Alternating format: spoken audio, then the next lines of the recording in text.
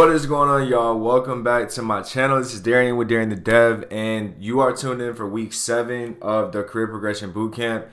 I'm really excited about what we got to share for y'all today. I really think that you'll find it valuable.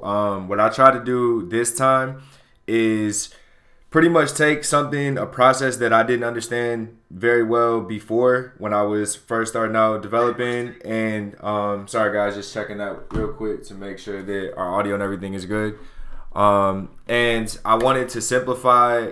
I spent this whole last week, 2 weeks almost, really just doing a ton of research and implementing my own project, authorization and authentication in my application. I wanted to pretty much show you guys what I've learned from the last 2 weeks of doing this research and then implementing it in my C# Web API.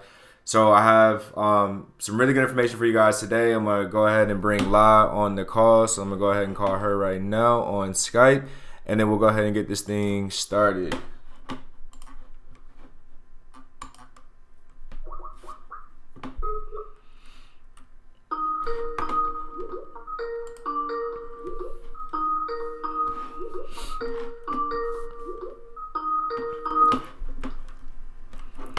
Yo.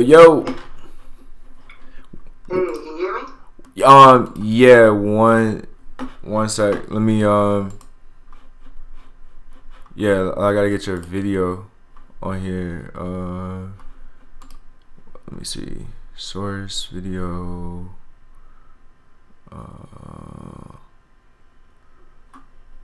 Select all cameras. There we go. Okay. All right, cool. Yeah, I got us on here. All right, we're good. All right, so I'm gonna just go ahead and dive right in. I'm gonna share my screen. Options, live demo. Turn on live demo. Okay, don't need that.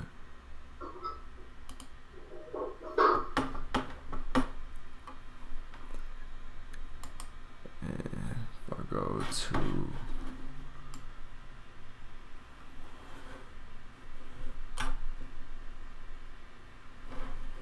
I'm just bringing my slides over to this screen.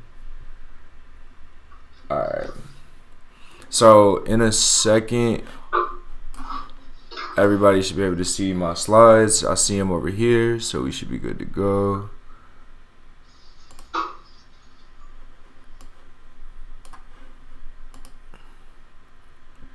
So let me full screen. All right, cool. Can you see my slides, La? Yep, I can see them. All right, so like I said, the last 2 weeks were spent on studying and understanding the difference between authentication and authorization, because they are two completely different processes. So that's going to be the entire focus of, at least for me this week. And then basically how I implemented this into a C# Web API, and we'll see some code. We'll walk through some examples. And I took screenshots all my code this week, so you won't have any issues with things running slow or anything on Visual Studio. So we should, by the end of this live stream, if you guys are watching, my goal is for you to at least understand the differences between authentication and authorization if you've never ever heard of it before, or if you're getting into web development or software development and you're brand new and haven't done this and implemented this yourself, and you want to just understand the processes, the differences, why we need them, and how to implement them. These steps will be the same in any language, but I use tools and libraries, packages that are similar, that are relative to C#. So if that is clear at the end of this live stream, then I'll be happy. So when we talk about authentication, we're talking about identity. So who are you? And then we talk about authorization, we're talking about access. So what can you see or what can you do in our application? So that is the difference between the two security levels. So let's see.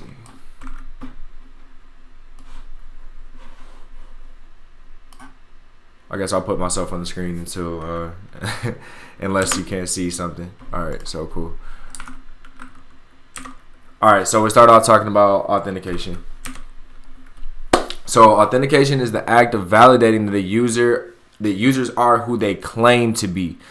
And I have claim italicized because that term, at least for me, this is I don't want to say a new term, but it was a term that I didn't understand before, the idea of a claim. And if anybody's coming from C#.net background, or if you're learning C#.net, if you've done any sort of research on building an application, you've probably come across at least the concept of a claim.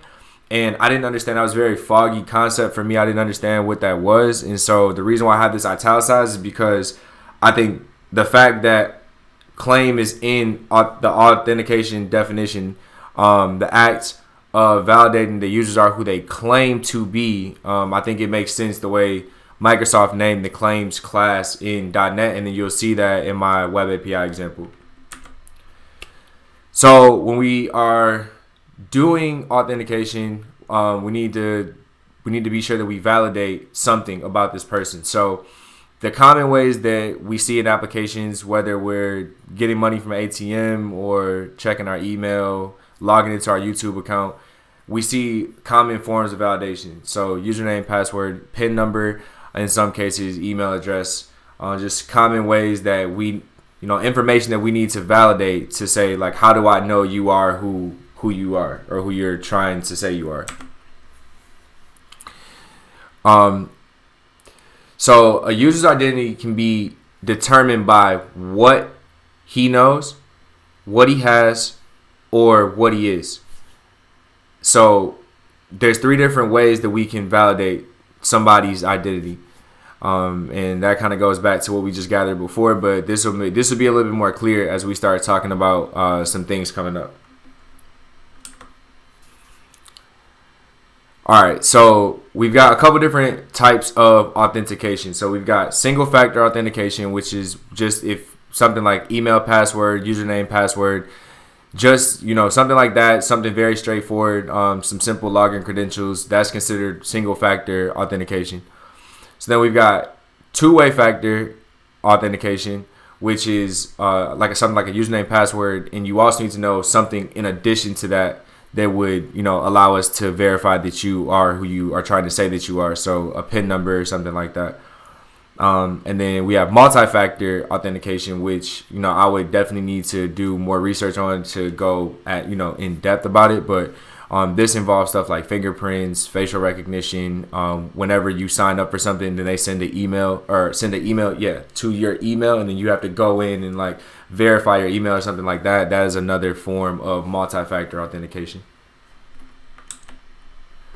All right, so once we go through the process of getting some credentials or something from a user, validating it, and being able to say this is who you say you are, right? So usually that's done with a database, or we could use some sort of server, like outside identity server, and we could store our information over there for our users. But either way it goes, that process, once we take some credentials from the user and then we check it against some sort of data and see if their data matches that data, then we know that they are who they say they are. So that is the first process of authentication. So now, once you authenticate, right? So that's like the first step in the process.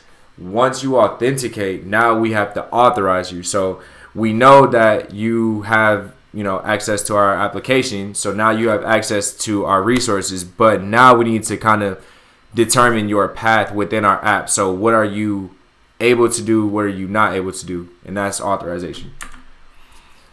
So authorization is a process to determine whether the authenticated user has access to the particular resources. That's just like a more, standard definition. So when we're talking system security involves both authentication and authorization together, right? So just because we know your email and your password matches some data source that we have in our application, that doesn't necessarily mean that our app is secure, right? Because somebody could easily figure out, manipulate, guess, or steal some just straight up hard-coded values in our whatever our data source is, whether it's like a hard-coded list for whatever reason. It could be a text file. It could be an Excel sheet. It could be a database, right? So whatever that data source is, somebody could get into that. Somebody could guess and just eventually figure out, what the match is or whatever. So authentication alone doesn't give us a secure application. That's not, that one process in itself doesn't mean your app is now secure. So that process in conjunction with authorization makes, for security in an application. Still doesn't make your application secure just because you have some sort of authentication, some sort of authorization. We'll get into that even more coming up here. But basically, how you decide to authenticate plus how you decide to authorize is going to equal how secure your application is. And the reason why I wanted to say that is because authenticated users can still attempt an attack, like a malicious attack, which would then be protected based on authorization. So that's why the two processes together give you system security, because just one thing is not enough. Somebody could be authenticated and then try to attack you once they're authenticated, attack your resources. So authorization would then protect that, even if they were authenticated. So now we gotta talk about data encryption before we even get into seeing how all this works together. How do we make these two processes work hand in hand together? So for authorization, data encryption is a really basically standard way of authorizing users anywhere on the internet. So we gotta talk about data encryption first, and then we'll see how all this comes full circle.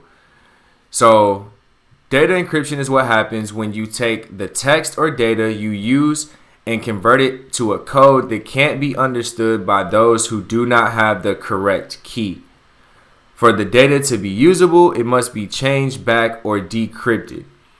So I think the key thing here is that data encryption, even though it sounds like this intimidating, like scary thing, is simply taking some sort of text or data, right? Usually JSON, some sort of object, and convert it into a string or some sort of, code that somebody cannot convert and find out what the data is unless they have a certain key. So really it's just the idea of taking that object or that text and converting it into a string. Now the process of how we determine what string it gets converted to is what we're going to talk about on the next couple of slides, right? Because there's different ways to convert our text or our object or whatever into this encrypted string. But we're going to see in a second. But this is the definition of data encryption, though. And another key principle to take away is that if we encrypt something, it can be decrypted, assuming that we have the right key. So encryption can always be undone. So like encryption by itself doesn't necessarily make something secure either, because it can always be decrypted if the person has the key. So again, the same way we need authentication and authorization to secure our application, just because we use something like data encryption also doesn't necessarily mean that it's completely secure and somebody can't break it. It's just, again, it goes into what type of encryption do we use to create this code. And again, that all boils down to your architecture and how you're deciding to do or structure your authentication and authorization. But yeah, that's why I just think hopefully this is making sense. Leave me any comments or whatever if you guys need me to explain something or I'm not going into enough detail. So So data encryption allows us to send relevant or sensitive information over the internet through electronic means without unauthorized people seeing it. So because we can turn our information, whether that's an object, JSON, whatever, a string, we can turn it into this, we run it through some function, we can encrypt it and turn it into this magical code that nobody can get access to unless they have a key. That is how we can send data back and forth without having to necessarily like physically send someone a hard drive or a flash drive or something like that and have them put it on their computer. We can send information over the internet wirelessly by, and wirelessly and securely, I should say, by using these different types of data encryption that we're going to talk about. So encryption methods vary by how much data they can handle at once and what kind of key it needs for its decryption. Some encryption is more easily hacked than others. So again, this is why I said that just using some sort of encryption alone doesn't necessarily make your application secure either. This is where architectural decisions have to get made on what type of encryption are you going to do and why. Because there could be multiple reasons why you may or may not use certain encryption or use one over another. So this is a look at some of the types. So we got DES, which from my research is like an old school way of doing things. It was developed in the 70s, and it can be brute force. So somebody can write a program or a script that could basically decrypt your code very easily with just a certain number of iterations. So that is considered at this point a defunct, obsolete way of doing encryption, data encryption. And I put it on here just to reference, kind of the times, as you can see here, for how encryption has kind of evolved a little bit, or the encryption methods that people use. So AES is, and I think it's like American Encryption Standard or something like that. And it's a symmetric encryption, and it uses the same key both to encrypt and decrypt your code. So that's a popular way of doing encryption now. It was developed in 2002. Another one is RSA, which is asymmetric, and these are all terms that I'll put them on here so that anybody watching can go Google this stuff, because these are entire topics on their own: symmetric encryption and asymmetric encryption. So if you want to get more into this stuff, you can go look at those topics. But RSA is asymmetric encryption, and it takes a public and a private key. So there's two separate keys. So whereas in AES we use the same key to encrypt and decrypt, RSA is like even more, security, because we have two different keys, one for encryption and one for decryption. And this is used commonly when there's physically separate endpoints. So I guess this is, if your servers are in physically different locations, like you're making a call from, I think I read something from like, if it's from Dallas, Texas to, Seattle, another server in Seattle, you would want to use something like RSA encryption to help with security on your network. So another one is MD5, which uses a hash function. So the type of method that it's going to run through is going to create a hash, whatever we give, like whatever type of data, JSON, string, text, whatever we give this method will run it through a hash function that then encrypts it for us. This is widely used. It was created in 1991, but it also has a lot of vulnerabilities, as I guess everything has some sort of inherent pros and cons. I think in 2012 it was found that this can be decrypted some sort of way. And again, you can read more into that.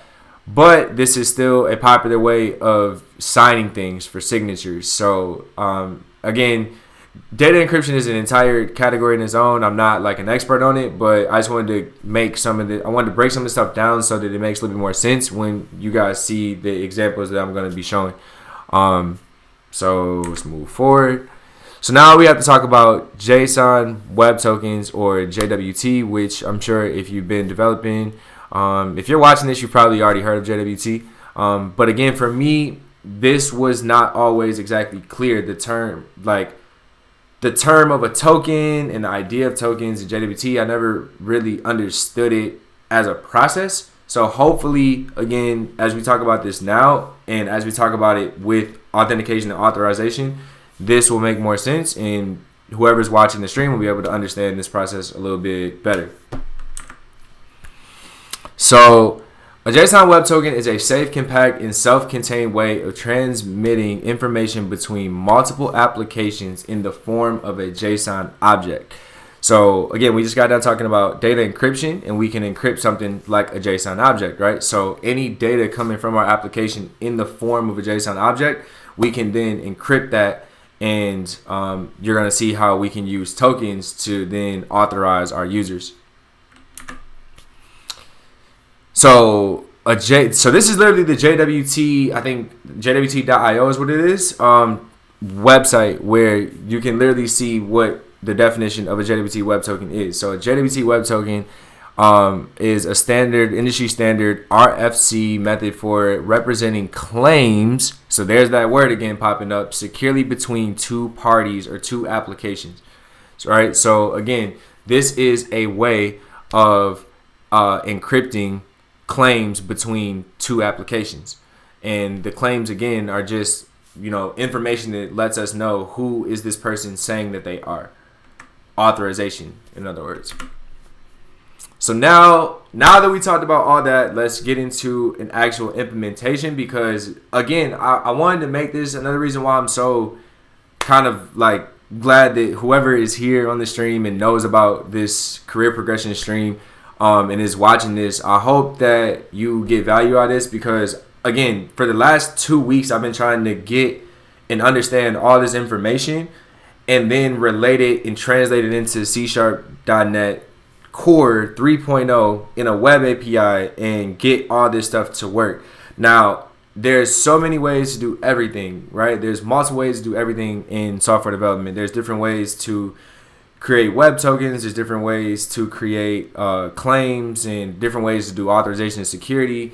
Like, there's so many different ways to do everything. So for the last 2 weeks or so, I've been doing this research and implementing this in my side project, which you guys are going to see right now. But I hope you can find this valuable, because now that we've talked about the separate processes and what they do, how they work together to create application security, now I want to take all that, all those hours of research and show you exactly how I did it in a web API in C#.NET. So I know, unfortunately, this won't help probably other people coming from, somewhere else like Java or somewhere, some other programming language, Python. But at least, like I said, the process is similar, and you'll be able to, see how I implement it and see how I do it. I don't use anything like Entity Framework, like some ORM to handle my authorization for me. I do everything with just .NET Core 3.0, and hopefully this will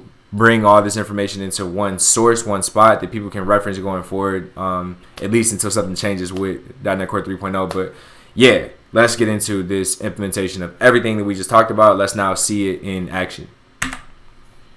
So this is in my controller for my web API, and I guess right now I am assuming that you are familiar with a web API. I didn't want to go through the entire thing, like starting the whole thing from scratch. So assuming that you are familiar with that, this is a controller, a web API controller in C#.NET, and this is my login method. So this method, as it shows or as it states, specifically handles logging in a user right now in my application. So it takes a email and a password, and we can access it. Hopefully you guys can see my mouse right here. I don't know if you can. I think you can though. So you can see that we access it with the route of login. So specifically for me, it's like /API /auth, because this is my auth controller, and then /login. So this just determines where we go when we hit this route.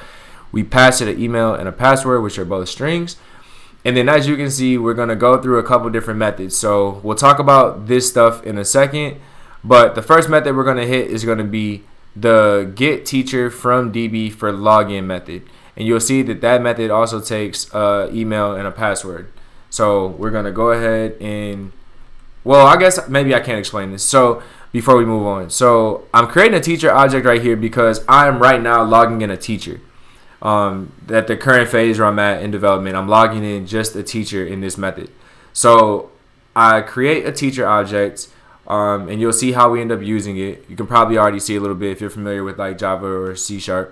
But we're going to create the teacher object and we're going to set the teacher object, the instance of it, to this method, because as you're going to see right now, that method get teacher from DB for login returns a teacher.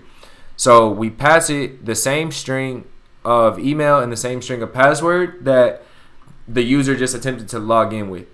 right? And we access this route by going to, like I said, /API /auth /search teacher. And this is how we are going to get a teacher back from the database. So a couple of things to note here. I've talked about this in previous like C#.NET videos, but basically we've got a couple of different database objects here. I'm using MySQL, so but the objects are the same whether you're using SQL Server or any other database. The C# pretty much has some sort of package for any type of database. So I'm using a couple different objects here to make my connection string, my connection, open the connection. And then you're going to see that we use this password converter class to convert the password that we just got from when the person tried to log in or hit our login method. So we go through and then we run a SQL query, and we're basically going to say, once we convert this password, we're going to check and see in our teachers table where your email and your new converted password, if it matches, we're going to return a teacher, right? So that's what we're doing here. And then again, we're using MySQL like reader object, data reader object, to actually grab each of the row and column values from the database and return it, for the method. So now we need to talk about what are we doing to your password. So we get your password from the login method. We use this password converter class to then use this convert password method to convert your password. So what is that doing? So we're taking your password and we're using this encryptor class to actually encrypt your password. All right. So we talked about this whole data encryption process and all this good stuff. So why are we doing that? How are we doing that? Right. So we'll see that next. So we're coming from here. So let's go back to login. You hit the login route and you pass it a password, and we're gonna go into our get teacher from DB method, and it also takes an email and a password. So the same password you passed login is gonna get passed to this method. As soon as it comes into this method, we're gonna convert your password. We're gonna convert your password right here so that we can pass it to SQL. So we use the password converter class to convert your password, but we're using an encryptor to use the encrypt method to encrypt your password. So let's see how we do that. So that actually is the wrong slide. Let me go grab that because I wanted to make sure that this this process was clear so that people can understand it, because I definitely used to get thrown off by this. So once you log in, you need to see the encryptor. You need to see the encryptor class, password converter. Okay, so maybe I forgot to bring in my encryptor class. So I will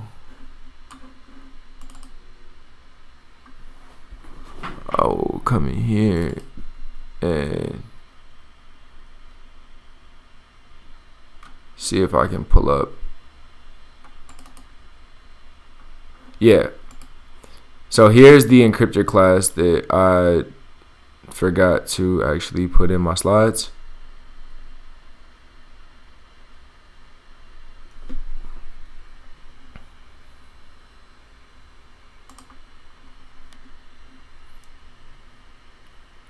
Oh, my computer's freaking out. La, you still with me? Yes, I'm still with you. All right, cool. Just making sure. I guess I've been kind of ranting. Yeah, put it on mute for the background, you know. All right, for sure. So this is the encryptor class, and basically we're going directly inside of here to take your password. Again, same password you pass into the login method. We pass it through a couple methods to get it down into the encryptor class, where we take it and we use a MD5 crypto service provider class, which is a class that I did not create. That is already in It's a Microsoft class that's in C#.net, and if you just declare a class and new up an instance of this class, your Visual Studio should throw a compiler error, which will let you import the necessary using statements to get access to this class. But this class holds all the methods in all the calculations that we need to encrypt our string password and then store that in our database, so that we don't just store plain text passwords in the database, because that is really bad security. So this was something that was really helpful for me to do this week, to really see how this is done in C#. As you guys can see, this is all the code in this class. There's literally no additional code. There's nothing that I left out of the screenshot. This is all the code in the class. So that's why I'm just hoping that seeing this without doing any of this, or seeing how this process works in a C#.net web API for anybody, hopefully this kind of clears it up. Like how, yes, some of this stuff is like kind of complex from a computer science perspective, but then when we see it implemented in code and we understand the process, it doesn't get that crazy. So because this class has already been created by Microsoft, we know that this encryption is going to work, is going to be reliable. And again, like, we don't have to write all that code or anything. It's just literally creating a instance of this object, and we have access to this compute hash method that you guys see right here, and then we can compute this string into, you know, some sort of like byte format, and it's like a 128-bit data type or something like that. But again, that's getting into like the weeds a little bit of encryption. But just to, you know, kind of recap those different ways of encryption that we just talked about. We talked about like 3 or 4 different ways of doing encryption. Some of them are as easy to implement if you're using at least C#.net, or there's some equivalent to a class like this in probably every single language. But this is how easy it is to actually implement the encryption. Every language is going to usually have some sort of way of just using some, you know, class that already has reliable encryption logic written in it, and then you can encrypt your data like that. So this is the class that we're using to actually encrypt the password. So let me get out of here now and go back to my actual slide presentation.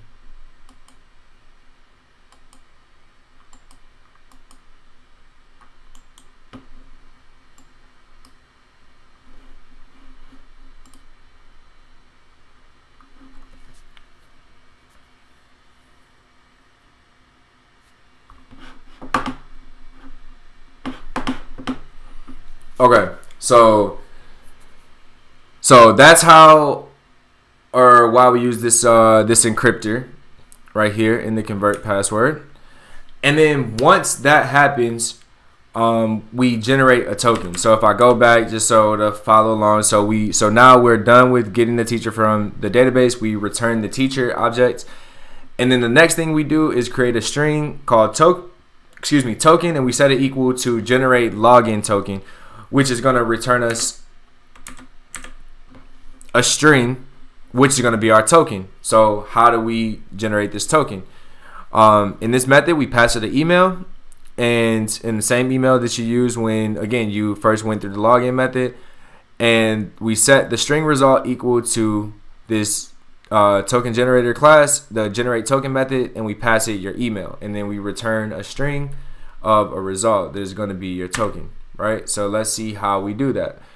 So I have another class called the token generator class, and this class right here is responsible completely for generating the token itself. So I have a key right here, and I just randomly got this online. Like, I just generated, if you go to Google and you just look for like I think it's 64-bit, like some sort of 6. Is that my Skype, or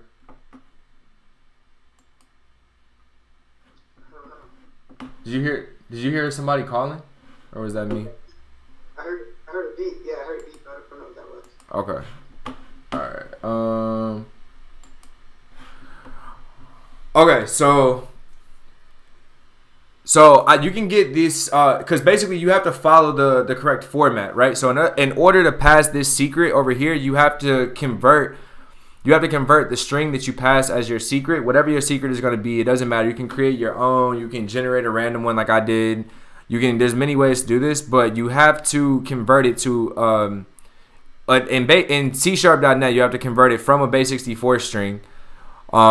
But you have to convert it into a certain type of byte and store it into a byte array. So this is going to require a little bit of research based on what language you're coming from and what you're doing, but your key is going to get converted into, or at least for me in C#.net, there might be other ways of doing this in other languages, but you're going to convert your key into a byte array, and that is going to be used to create this signature for your token. So as you can see right here with this symmetric security key, which goes back to talking about using symmetric encryption and asymmetric encryption.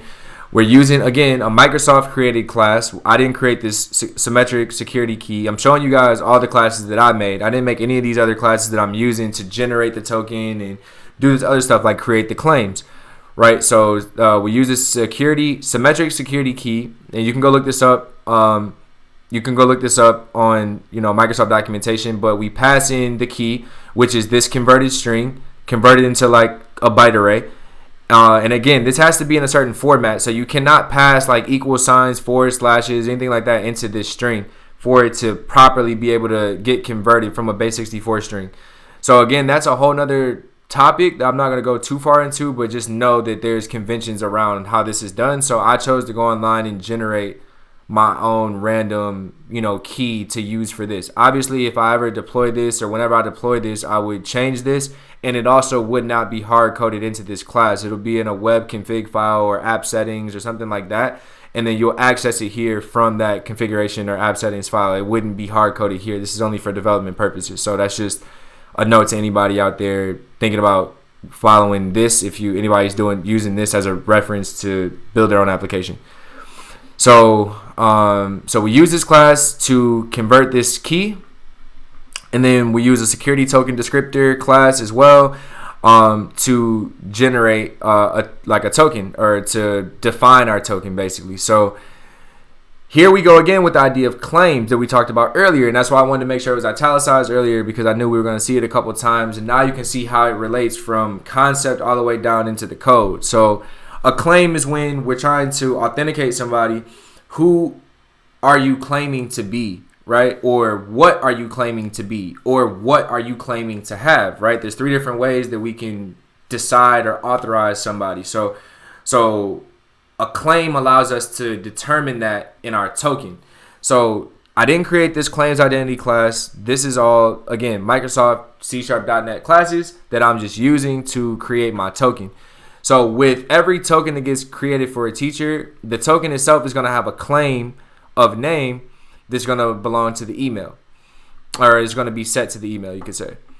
And then for another claim, so this is one claim. As you can see right here, we're just newing up one claim, and it's like a key value pair. So it has a claim name, and then the actual name of it is the email. And then for the next claim, we have a role. All right, and this is something that it took me a minute to kind of think through this and work through this in C#, because I was trying to understand how roles, and I'm still actually working on this. So part of my stuff going forward for this next week is actually getting my authorization to work based on this role, this claim role. So that'll be the next step for me. But the main thing is to set the role of the claim or the user, whatever, in your token. Whoops. So we do this by creating another claim. Claim.role is, again, something that's already in this claim types class that I did not create. And I set it to role.teacher, and it has to be a string. So as you'll see on the next slide, where is role.teacher coming from? And it's coming from, and then basically from here, we sign it with another HMAC 256 encryption method. So again, guys, this is all some other encryption stuff. You can go look into this. This is just a way of signing the token, and we're using the security key again from this key that we generated wherever you get it from, and we're we're using that to actually sign this token or make this token unique. So again, like that is for another topic. You can go look into that. And then down here, these are more classes that I did not create. JWT Security Token Handler and JWT Security Token. This is actually what allows us to basically generate the token based on this information right here. So then we actually write the token and we return it as a string. So that's what this method is doing. But in this next slide, we're going to look at how do we set this role right here to be a teacher when a teacher gets created. And it's extremely straightforward, as you guys are going to see. I just have this enum class right here. And we literally just have teacher and student set to 1 and 2. And we found out that the claim type, so if we go back here, claim type.role, if I put role.teacher here, what it actually tries to do is it tries to literally put teacher right there. So I need to set that to a string because this is a string value. And so I need to turn teacher into a string so that my claim types won't get mad. Otherwise, it'll throw an error. So that's why the toString is right here. So this is how I set the role of a teacher whenever they get created. I set that role in their claim by having this enum class right here. And now if we go back, we made it through we went to the database, we've gotten our teacher from the database, we've returned it in our teacher object here. We've gone through our generate login token and we've gotten a token that's set to this token string right here. Last thing we do is take or create a hash table and then we return our hash table as a result with our information in it. So we want the teacher's name. So we go in and get the teacher's name, we go in and get their role, and then we go and grab their token. And then we return that all as we enter all these things as a key value pair into a hash table, and then we just return the whole hash table. So to test this out, we would go to Postman and we would make a post request. As you can see, this is a post route annotated by the HTTP post annotation in a C#.NET Web API. So we make a post request in Postman. And we can see that we're going to the login route, which is defined right here as login. It's also called login here, so this isn't even really necessary, but for demonstration purposes, it's there, and for development purposes, it's there. So we go to the Auth Controller, which is the name of this controller class, but we go to the Auth Controller and we hit the login route, and we pass it an email as this and a password as this, and then when we hit send, we get the hash table data back. So the role is 0 in my case. I know you just said, like, Darian, role was just teacher in your case, but if we go all the way back to here, you can see that I'm grabbing when I get the teacher from the database, I'm actually getting a value from the reader. So the reader is grabbing the value from the actual database. And before I actually wrote the logic for this class to actually be considered in my code and actually work and set the role to 1, this user in particular that I just put the credentials in for right here, this user's role was 0 before I actually made like I said, the logic for that to work. So this is actually correct. So this is 0, but any future teachers that I create, if I were to log in as those teachers, we would get 1 here as the role. So I don't want to confuse anybody right there with what we just walked through. So we see the name, and then we get the token right here. So this is our encrypted, our JWT token, and it has a certain format. So we have, I probably should put this in there, but we have a format here that let me see. Yeah, we have 1, 2. I can't tell if the screenshot is cut off, but you'll see that we have 3 different sections here. So it looks like a bunch of gibberish, but in fact, there's 3 different pieces of information stored in this gibberish. This first piece right here is the headers of our call, or of our token, I should say. So this first they're all separated. Each segment of the token is separated by a period. So this first piece up here is the headers. If we decode this gives us the header information. The second period indicates the start of the body or the payload of the request. So all this information from E right here leading all the way up to this 9, if we decode or decrypt that, it'll give us the payload or the data of our request, or of our token, I should say. And then this last part right here, after this second period, from the V all the way to the end, the E here, is our signature. So if we go back and we look at signing credentials inside of our token, we use a security algorithm, a HMAC SHA 256 signature to actually sign our token. So when we come back and look at this here, that is what is generated here. And after this second period, this is the signature if we decrypt that. So if we go over to some sort of JSON decoder and we paste that value in there, you will see down here in the payload, you see we get the email and we get the role for the teacher. Okay, and this is where the role actually is coming from the enum class, where we set it to teacher toString, teacher or role.teacher toString. We get that here, and yeah, that is how we decrypt our token once we get it back. And then we use this role here to decide whether or not somebody is authorized to access certain resources or routes within our application. So to summarize, we talked about authentication and authorization, and we talked about them in two separate processes, basically. So we have authentication, which confirms your identity to grant access to the system or the application. So we need to figure out, who are you, right? That's the question, identity, when we think authentication. It's the process of validating user credentials to gain user access. So we need to take something like a username, email, password, PIN number. We need something, whether it's a hard-coded list or some sort of data source. Like I said, spreadsheet. It could be a number of things that we use. Another remote server. There's a lot of different ways that we can store or get our information from our users to check against when they try to log in. But we need to have some sort of credentials or information from them to check against in order to authenticate them.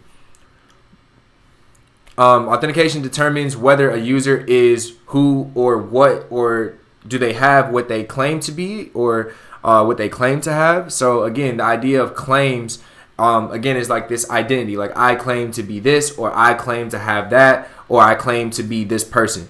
So the idea of claims, that terminology, again, you saw how it refers to our tokens and how we can then, inside that claim, we can store information like a role or something like that, or an email or a password, something like that, and we can ensure that somebody is who they say they are from our JWT token. And authentication usually requires a username and a password, which that's pretty standard. So now let's talk about authorization. Or recap authorization, I should say. I'll move myself over here somewhere. So authorization determines whether you are authorized to access certain resources or not. So when we talk about authorization, it's who are you, right? Or like, do you have access to do you have access to these things, right? So I actually just said that wrong. So authentication is who are you, like identity, and then authorization is what do you have access to. So it's the process of verifying whether or not you have access to something. It determines what you can and cannot access. So I guess I just said the same thing 3 different ways. Factors may vary based on the security level. So depending on what type of authorization we want to use for our application or for our system, we can use either single factor, 2-factor, or multi-factor authentication, right? So we can require different numbers of steps to determine whether or not you are, or whether or not you have access to certain things once we know who you are. So you log in, we know who you are, but now in order to determine what else you can do or what else you have access to, we can determine a number of different ways that we decide what we allow you to do. And that becomes, single, two-factor, or multi-factor authentication. And authorization. And then authorization is completed after authentication. So they have to authenticate first. We have to know who they are and confirm their identity first. Then we can authorize them to move around and do stuff in our application. Last thing that we summarized were JWT Web Tokens. They're basically just JSON objects that we send between our applications, and we can store information inside them that tells us, again, like, who is this person, what can they do, or we can use the information from the token to decide what they can do. Claims, again, you heard that quite a few times throughout this stream. Claims are an industry standard way to authenticate users, to keep it plain and simple. You can go research claims-based authentication on Google if you guys want to get more into that and read more about the pros, cons, theories behind it, when it was created, why. And then lastly, we talked about data encryption and different authentication factors, right? So we talked about single factor, two-factor, and multi-factor authentication, like facial recognition or sending an email once you sign up for something and making you verify your email, making you verify that email by going and clicking on something or whatever. Is another way of multi-factor authentication or authorization. I'm sorry, these words are so easy to get confused and mixed up back and forth. So that's my spiel on authorization and authentication for this week. So live, let me get the feedback. What'd you think? I thought it was great. I like the way you did a good job of highlighting between authentication and authorization. I know for me, when I was in bootcamp, that was really a complicated, it was really difficult to understand what the differences of the two were. So I thought that was pretty cool.